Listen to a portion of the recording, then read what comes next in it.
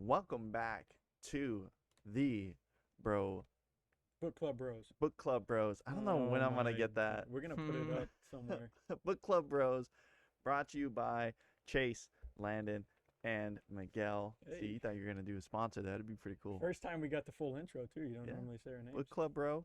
And right now we're on part 4 of The War of Art: Break Through the Blocks and Win Your Inner Creative Battles by Stephen Pressfield. And we are ending the book. This is the last part of it. So, guys, how'd you guys like the last part? This is it. Last section. This is it. We're moving on. Yeah. No, it was What you good. think? It was good. Like I obviously don't have my book right now for those of you that are viewing, but I just thought it was a good way to wrap it up. It pretty much gave you a different outlook on everything that they were just talking about throughout. So that was nice. Yeah. And it was a cool book to read. We hit on it early, but this is also just a book that he kind of chose because someone gave it to him too. Mhm. So it'll be interesting. I'm really curious to see what we start choosing like our second times around because we're gonna debut our next book, which was also somewhat chosen for us. Yeah. So I'm just really curious to see how we start diving in as we continue to go. So What people speaking start of choosing diving from. in, does anyone have anything? I don't have anything until any highlights I'll save you. I'll save you. I got until something on 125. 146 is mine. All right. Well, I'll take over first. So on the bottom of 125, I had this process of self-revision and self-correction is so common we don't even notice, but it's a miracle and its implications are staggering. Who's doing this revising anyways? What force is yanking at at our sleeves? What does it tell us about architecture or our psyches that without or exerting effort or even thinking about it, some voice in our head pipes up to counsel us and counsel us wisely on how to do our work and live our lives. Whose voice is it? What software is grinding away, scanning gigabytes while we, our mainstream selves, are otherwise occupied? And it's like, this is what I like. I wrote down on the side there, like, I relate this to being like, you're almost like a natural if like you can like organically like just be doing stuff on like on autopilot. Like that's what I feel like you do all this work that you get to, and then eventually it's like you're just doing stuff and you're like there is a voice or something just counseling you to no, don't do that, do this. And you're like, I don't know why I thought that, but I just thought like something just told me don't do that, do this. Yeah. And like it's my brain, but like what is that that's letting me know that? Like I thought that was interesting. Yeah, I think it comes down to just like you're passionate and you want to provide or produce the best possible product. And so you're just like constantly keeping yourself in check or iterating to achieve that goal. That's that's my guess on it. It was like an I don't know, like I've seen different things, like not everyone has internal dialogue. Like what does the voice inside your head sound like whenever you're, that's telling you what to do. But I just thought it was cool to see it like described like that. He even went on to say like whatever it is, it's smarter than we are, a lot smarter. It doesn't need to tell us what to do. It goes to work all by itself. So it's just like I wrote down like relating that to being more of a natural because you've done all the work to where it almost just feels like how does he make it look so easy? Oh, Yeah. he's just coasting like he just on autopilot. Muscle memory. Yeah. And then I actually had something on. Do you got anything to add to that? No, I was just gonna say I feel like that's just like it's just a bunch of reps. Like you just do it so much it becomes second nature. Like a lot of things that we do every single day is like you don't have to think about it most of the time. Even like I'll use the example of what we do here, just very lightly. But my first week, I'm like, okay, I need to keep track of this, this, and this. Second week, it's like, okay, I know how to mix this up. I know how to do this. I know what to do here. So it's those constant reps. Yeah. So No doubt. that's, and then another example is my fiance. She was talking to her cousin one day, and she's like, hey, I want to start, I want to become an artist as well. And mind you, Jessica is like years and years and years, like 15 years into this. And her cousin's just like asking her about it just because, like, it's a peak of interest. And she's always like, why does you make it look so easy? Like, what is it? What is it? And she's just always like, I've been doing this forever. Yeah. Like, there's no other way to explain that. So that's what made me think No doubt. on that one. Sure.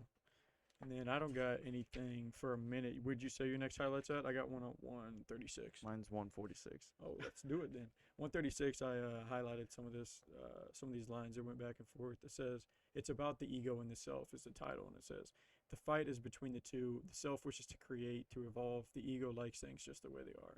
What is the ego anyway? Since this is my book, I'll define it in my way. The ego is a part of the psyche that believes in material existence. The ego's job is to take care of a business in the real world. It's an important job. We couldn't last a day without it. But there are worlds other than the real world, and this is where the ego runs into trouble. So it's like this whole ego thing. I think it's good to read about because you can't. Well, first off, to be an athlete at all, I feel like you have to have some type of ego. And we were all athletes at some point. Like I don't think it's physically possible to be a good athlete and not have an ego because otherwise you'd just be out there with no confidence, I feel like. But being able to read it and balance it and being able to find a way to put it in a useful light, I guess the way he does. Like it's an important job. We couldn't live without it, but at the same time you can't make it the main thing. It's Right. like money's important, but if you make it the main thing, you might see stuff around you start to crumble. That's kind of how I looked at that. Yeah, I agree. Yeah, It's all a true. balance. All a balance. it is. Level-headed. Now here, you that go was- ahead and do yours. I got one on 142, but I've That been was doing too much Okay. of that. All right, 146. I had it. This section was about the authentic self, and it says another way of thinking is this: we're not born with unlimited choices. We can't be anything we want to be. We come into this world with a specific personal destiny. We have a job to do, a calling to enact, to a self to become. We are who we are from the cradle, and we are stuck with it. Our job in this lifetime is not to shape ourselves into some ideal we imagine we ought to be, but to find out who we already are and become it. And I was like, it's true. I mean, yeah, that was just perfect. yeah. I couldn't put it any better. So I have words that I can put it into that he'll be able to relate to just because of the Netflix series that he just told me about. So I was watching Losers, and this reminds me perfectly of the dude Jackie Ryan. Mm-hmm. Bro, this basketball player, this white basketball player, who was apparently ridiculous. Yeah. Like so talented. He would like sneak out of his house from like 1 to 4 a.m. and go play and then come back and like go to sleep just to get better. He eventually became like one of the best players ever, and he was like, people would come and watch him hoop at the park, and they're like, you got to go play in the NBA. Like, you got to go do it.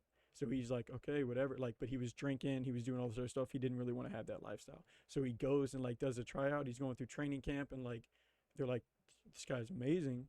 He just doesn't have like, he didn't want to play defense. He was a street ball player. He Right. wanted to play offense. He didn't want to play as a team. And then but he was amazing with like the dunks, the dribbling and stuff like that. Ends up getting kicked off the team, doesn't end up making it. Goes back into the street ball, the party scene, all that stuff. Eventually gets recruited by the Harlem Wizards, which is like the Globetrotters knockoff. Yeah. Just ignites his passion. This guy was drinking, abusive, all this stuff like that. Ends up having a kid, takes his daughter, performs with her everywhere. Just the brightest person in the room all the time. I feel like if you can find your destiny, like you can't be happy where you're not supposed to be. Exactly. Like if you can't be happy where you're not supposed to be. So it's like if you can find your destiny or whatever, like this, not everyone believes in that. I don't even think you have to put it that way, but everyone should be searching for their best daily happiness, I guess, like whatever that looks like. Yeah, I would say like play to your strengths. Yeah. Yeah. You know, like everyone wants to be an NBA player, but like, how many people are 7 foot tall and Right. can deal with all that workload? Yeah. But if you love basketball, for instance, you can make a shoe review channel and stuff like that, Find like what we're avenues. doing. Oh yeah. So, yeah, I thought that just like that little section was just like great. I had to point that out. But yours was on Yeah, so 142. Yeah, I'll bump back to 142. So this is where they're talking about like, it's talking about fear for the most part in this section, and I basically put a bracket around all this. So it says fear of betraying our race, our hood, our homies, fear of failure, fear of being ridiculous. It lists all these fears and stuff like that, and it says these are all serious fears, but they are not real fear, not the master fear, the mother of all fears that's so close to us that even with that even when we verbalize it, we don't believe it. Fear that we will succeed. And that's like, what do you think about like the way that he laid that out? Like he talks about all these different fears, like fear beyond what you can return, where you work your butt off and this and that, launching into the void. But the biggest fear is that you'll succeed. I Do you that relate to that? that was like my personal favorite You like that? from the whole book. Like when I was sitting there reading that, I was like, wow, like there's so many different things that can factor into us being afraid of what we want to do, but ultimately the real thing, and I'm pretty sure he broke it down like later in those pages, but it, he was talking about how like you have to the fear of being successful is like the ultimate thing because then it's like, man, this whole time I was wrong about myself. Like this whole time I was really meant to be able to do all of this, but I was so scared because I was afraid to actually be successful in it because ultimately that means that I was wrong at the end of it. But I don't know, it's crazy because all that stuff can really hold you back, but the one true thing is that's stopping most people at least is that actual success. And Mhm. it's kind of crazy to think about because we're all chasing success, but what at what level is it going to be like, okay, like I found it, I got it, I'm okay with it, and now I'm happy with it. Right, because you can it's just to like relate it to something else. You can be like chasing a goal or a dream or something like that, but not even really understand like what's coming along with it. Because if you even want to relate it just to being an athlete or a player, like everyone wants to play in the NBA or the MLB, but if you listen, like no one wants to deal with the politics and the business and the media days and the stuff like that that comes along with it. So it's like, sometimes you can be like, to me sometimes I can be not scared of success necessarily. I guess more so now that I read it, maybe I would put it that way. But it's like, what does that look like does the success look and feel the way that you thought it would? Like you hear people say, this isn't what I thought it was going to be, or this is way more than I ever thought this was going to feel like that's, I think you could have a healthy fear there because you can't really know until you get there Right. to a certain degree. Yeah. Yeah, yeah. I mean, to me, it just seems like it's just weird to me to think like people. I personally didn't relate too much to that. No, you don't relate to this. But it's mindset stuff. Like Right. it's the way that you look at certain things. Yeah, Like I like can it's totally see you not necessarily looking at it that yeah. way. I did not connect You to that expect part success. at all. Yeah. You Yeah, expect in the same way I do, but you didn't look at it the way that we did. Because I yeah, can look at it your way and both ways, but it just related to me more in that way yeah. a little bit.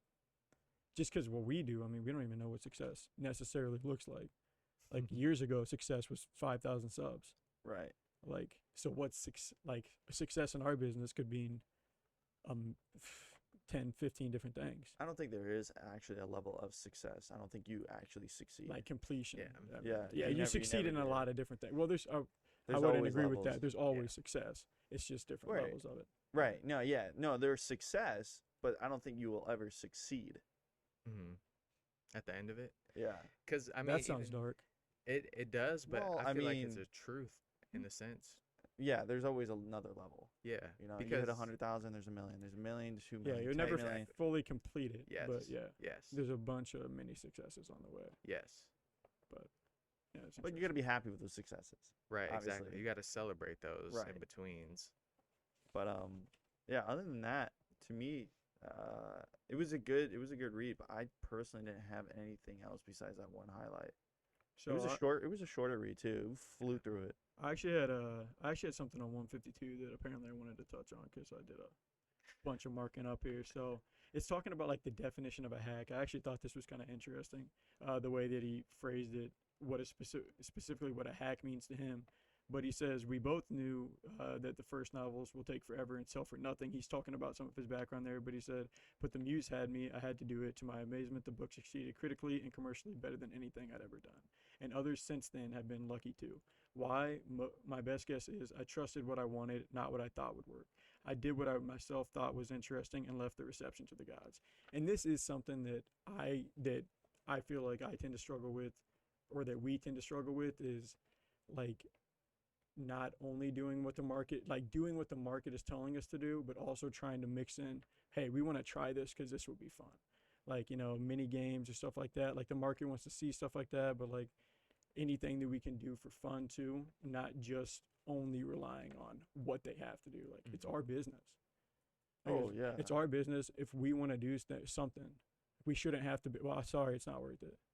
It's not worth it. The numbers say it's not worth it. It's like, okay, but so that's more so what I took from that section is this guy. He went out on a limb and he's like wrote this book that was basically a one-off from what he'd been doing, and it ended up being his bestseller and made him all this money and stuff like that. So he actually kind of contradicts, not really contradicts necessarily, but like says sometimes it's okay to just go with what you want to do, even if it's that's what makes it tough with these books. Like some people tell you to follow a blueprint, some people say, go with the flow essentially, but because there's really no one path to success, I feel like. Yeah. Well, I think it's a little bit of both. Like, I mean, I think it becomes like, for instance, like it's like the idea generation, you can do whatever you want, but then the execution, there's kind of like you just know from your experience, like,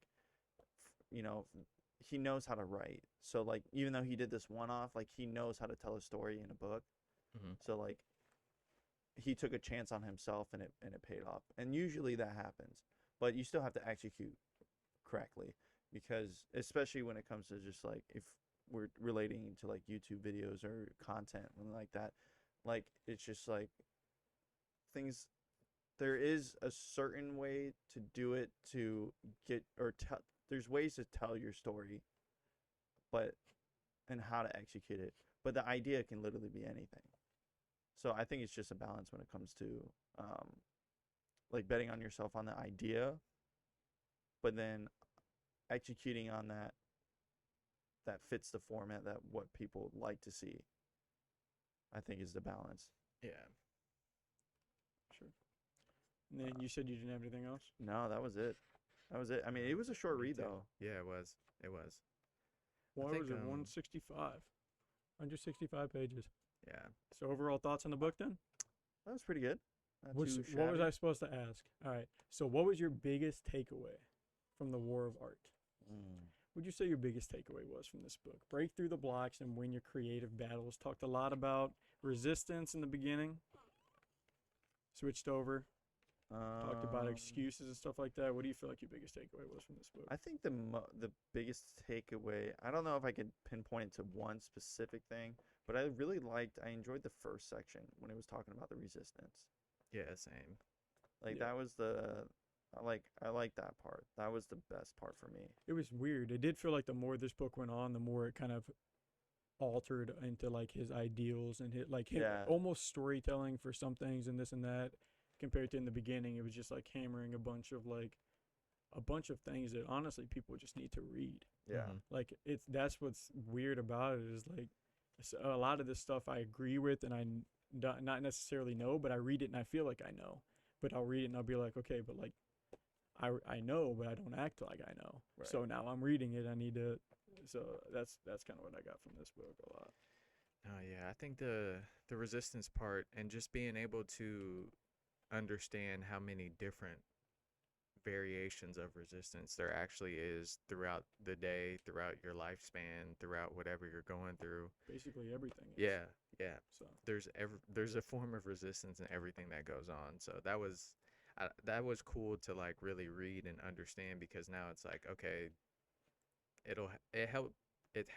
it's going to help me think about it in the future, where it's like, all right, is this something that's really like causing me trouble, or is it just some type of form of resistance that I'm going through, and I need to get up and get myself going once again. Yeah. So, Like identifying. like these Yeah, books the contextualize resistance. everything. Like yeah, it really helps you put everything into context and Yeah. like just be able to think about it, because that's what the Laws of Power was too. For the most part, it was just like mhm. trying to make you feel powerful just by reading a book. Like just by reading a book, it's crazy how much it can just if that thought doesn't cross your brain, like you got to have that thought, and then maybe you'll have it again. And if you keep having it, that's how you create the pathways to just Unlocking get yourself. consistent. Yeah, get Right. consistent where it's not.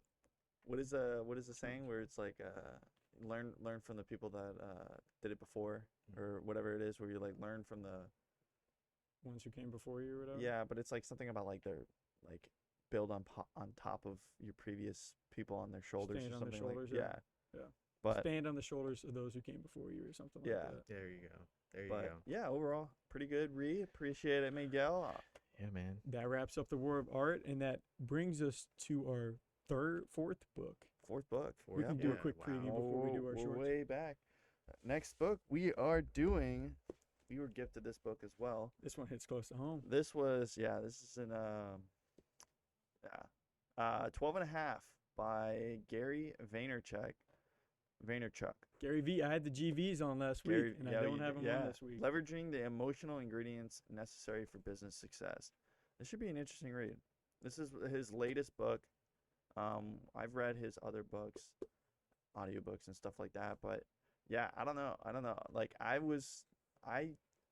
introduced you to Gary V, right? Yeah, he put me on to Gary V. Yeah. Gary V is why I dropped out of college. Wow. 100%. Gary V. I was Gary V podcast for like a month, and then eventually I was like, I can't do it. I'm leaving. Like he's convinced me. So, yeah, he kind of helped put me out on my own. Wow. Got That's me to crazy. Florida. We're gonna meet him. It'd be cool. He said he's got a buddy that met Gary V. Yeah. Yeah. we're definitely and gonna shared meet a him. booth or something with him at a game. Yeah. Okay. Looks like. Let's see here. Yeah, what are the Page pages? breakdown. Looks like. Where do we start? Do we start on page 1 or is it like on page 194 is the end. And 12? Do you want to do the introduction or do we start part 1? say intro's good, right? We want to go intro. We can do it. It Yeah, I just can- doesn't give us yeah. pages. So we'll just do intro. Well, we'll just like tack it on to whatever the first section would be. Yeah. So I Figured. think it starts on. Didn't figure we leave it for the end. Well, it does count it because I think it starts on. It just doesn't have page numbers on it. Yeah. Three. It probably just doesn't number it in the intro. Yeah. Well, it starts on 3. So Goes the introduction's like on IX. 194. Technically, it is numbered. Yeah, why is it Roman numeral numbered? Wait, it's not even 194. Roman. Wait, no, it is Roman three, numeral numbered.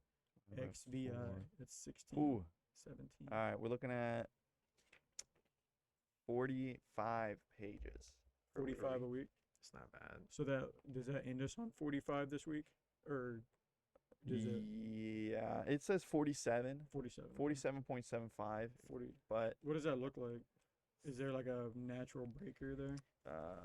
yeah, If you, go to, yeah, if yeah, you it want, goes we all could the go way to to 49. all the way to curiosity, which is at 45, or we can go to patience, which is at 51. Yeah, that sounds I technically. think that should. You Yeah. wanna go to 49? That would be better. Go up to 40. Yeah. Yeah, All the way finish up it to off. patience. Yeah. Yeah.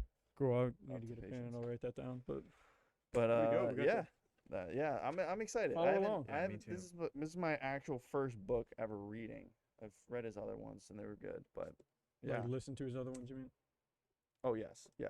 That's But cool. yeah, so Yeah, shout out to never read. Gary V. Hopefully he shouts us out on his podcast, right? It's unlikely, would but be- it'd be cool. All right, switching over into our short segments. Miguel, what do we got first? All right. Quote of, Here is our quote of the day. Quote of the day. Wow, I thought I took a. Oh, I did. Okay, nice. All right. So this is some motivational thinking for people today. Love it. Life is difficult because we don't appreciate the things that come easily. That's true. Breathing. Pretty easy. Been doing it my whole Amongst life. other things. Thinking. Amongst other things. That one's kind of tough. That's tough for some. That's tough for some. All right, now we're on to the next one. We got our fun fact of the day. Fun fact of the day. The reason why you want to squeeze cute things is because when we are feeling overwhelmed by positive emotions, we use a little bit of aggression to help us balance out that high. Wow. That's weird. That makes You're on a sense. bit of a trend here of Makes like sense. positivity. We're on a positivity trend from that chair over there. He's Good. got the muscles in the face to smile. There was something else in between that. And now we got cute things. I like There that. is. It's like, there's Kush. So cute. You gotta Kush. bounce it out. Gotta bounce You it gotta out. get angry at him. You're so cute. I could love just you. kick I wanna kill you. I know. Yeah, I could just eat you. Okay. All right. And then we'll wrap it up with we're going to switch it up. We're going to go with a thought-provoking question today. This one will be quick. What is the funniest, or what sport would be the funniest to add mandatory amount of alcohol to?